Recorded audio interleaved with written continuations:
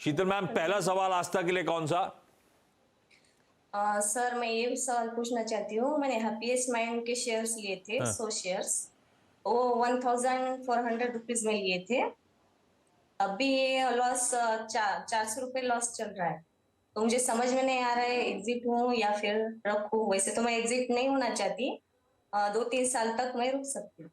1400 पे लिया हुआ है हैप्पीएस्ट माइंड, 100 शेयर 1000 के भाव पे चल रहा है। ठीक है, 400 रुपए का। ये शीतल मैम लिया क्यों था? ये ट्रेडिंग वाला मामला था या लॉन्ग टर्म के लिए रखा है आपने हैप्पीएस्ट माइंड्स को? ये लॉन्ग टर्म के लिए रखा है सर, और 1 साल पहले चंदन तापड़िया सर ने बताया था, तो मैंने लिया था। चंदन ने बताया था, वो तो ट्रेडिंग का होगा या ज्यादा से ज्यादा सीरीज का बेट होगा।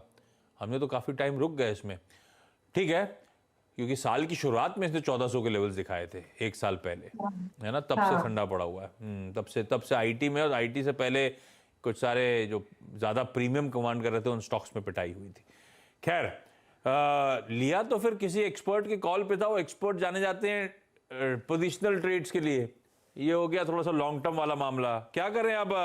आस्था 1400 पे लिया हुआ हैप्पीएस्ट माइंड्स रखना है क्या? मैं रुक सकता हूं, प्रोवाइडेड आप मानते हो कि यहां से अच्छे रिटर्न्स देने का दमखम रखता है ये स्टॉक। जी, गुड आफ्टरनून आशीष। देखा जाए तो देखिए हैप्पीएस्ट माइंड एक ऐसा स्टॉक है जो ट्रेडिंग के लिए कम और इन्वेस्टमेंट यानी कि लॉन्ग टर्म के लिए ज्यादा माना जाता है। इस कंपनी की एक दो चीजें काफी यूनिक है कि टोटली डिजिटली बेस्ड कंपनी है। डिजिटल इनका जो रेवेन्यू आता है वो काफी सारा स्ट्रॉन्ग है। मुझे ऐसा लगता है कि इस कंपनी में बहुत हाई पोटेंशियल है अपने पेयर्स को भी आउट परफॉर्म करने का, जो ये लोग काम करते हैं उसमें। पर मैम ये जो कंपनी है ये लॉन्ग टर्म के लिए ज्यादा है, रादर देन आप इसमें ट्रेडिंग कॉल लें। मेरे हिसाब से आप इसको रखिए। वैसे भी आईटी सेक्टर में अब थोड़ी-थोड़ी तेजी आना चालू हुई है, तो बिल्कुल यहाँ पे उम्मीद कायम है कि ये कंपनी भी अच्छे नतीजे दिखाएगी और अच्छा परफॉर्म करती हुई नजर आएगी। कम से कम 6 महीने का अगर नजरिया आप लेके चलेंगे तो ज्यादा बेटर है।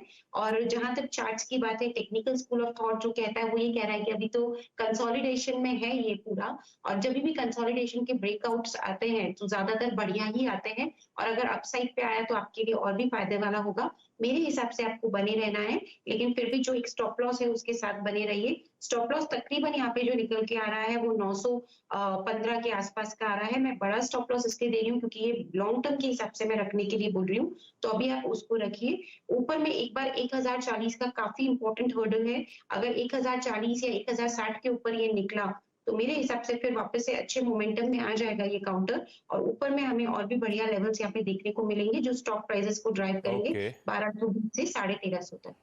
बता दें कि मनी कंट्रोल पर दिए गए विचार एक्सपर्ट्स के अपने निजी विचार होते हैं। वेबसाइट या मैनेजमेंट इसके लिए उत्तरदायी नहीं है। यूजर्स को मनी कंट्रोल की सलाह है कि कोई भी निवेश निर्णय लेने से पहले सर्टिफाइड एक्सपर्ट की सलाह लें।